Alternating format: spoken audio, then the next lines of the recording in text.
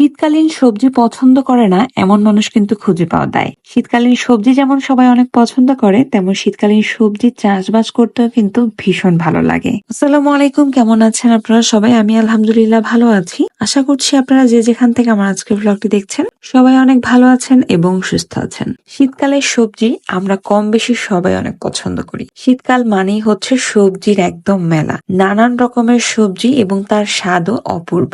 তেমনি শীতকালে কিন্তু প্রত্যেকটা মানুষ তার ঘরের আঙিনায় নিজের জমিতে চাষবাস করার চেষ্টা করে। নানা ধরনের শীতকালীন সবজি সবার বাড়ির আঙিনায় টুকটাক থেকেই থাকে। আমার বাবার আঙিনায় কিন্তু এমন অনেক কিছু হয়েছে।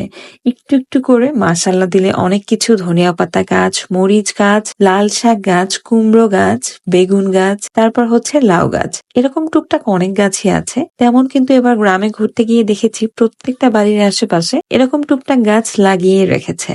গ্রামে গেলে এরকম সৌন্দর্য দেখলে আসলে চোখটা জুড়িয়ে যায়। এগুলো আসলে চোখের শান্তি। আমার ভীষণ তৃপ্তি লাগে, কেমন যেন একটা মন ভালো করার মতো থেরাপির হিসেবে কাজ করে। যাই হোক, প্রত্যেকটা বাড়ির আশেপাশে একটা হলেও লাউ গাছ দেখেছি। এবছর আমি আসলে এমন কোনো বাড়ি দেখিনি যেখানে যার বাড়িতে কোনো লাউ গাছ নেই। কি একটা ব্যাপার না? আসলে যদি লাউ নাও হয়ে থাকে, তাও কিন্তু নিজের গাছ, নিজের হাতে লাগানো গাছ থেকে কিছু লাউ শাক খেতে পারছে মানুষ। এর থেকে বড় শান্তির আর কি হতে পারে? এখন আর আমার আব্বু আগের মতো অনেক সবজি লাগাতে পারে না। খুব স্বল্প পরিসরে সে এখন অল্প কিছু জিনিস চাষ করার চেষ্টা করে আমাদের বাসার পাশে যে ছোট্ট একটু জায়গা আছে সেখানে। তো আমার ইচ্ছা আছে সামনের বছর আল্লাহ বাঁচিয়ে রাখলে, সবকিছু সুন্দর থাকলে আমি আমার আব্বুর সাথে গিয়ে আমার দাদু বাড়িতে বেশ কিছু সবজি চাষ করব এবং সেখানে সবকিছু লাগিয়ে রেখে আসবো এবং কাউকে দেখাশোনার জন্য দায়িত্ব দিয়ে আসবো, যেন সে সব সবজির খেয়াল রাখতে পারে, যেন কোনো ক্ষতি না হয়, এবং সুন্দরভাবে বেড়া দিয়ে আসবো যেন কোনো পাখি টাখিতে বা হচ্ছে গরু ছাগলে খেয়ে না ফেলে। ইনশাল্লাহ ইচ্ছা আছে, কেননা আমার শীতকালীন এরকম সবজি চাষ করা ব্যাপারটা খুবই প্রিয় এবং কেন যেন এগুলো আমাকে খুবই টানে। সো ইনশাল্লাহ আল্লাহ বাঁচিয়ে রাখলে এই কাজটা আমি অবশ্যই করব।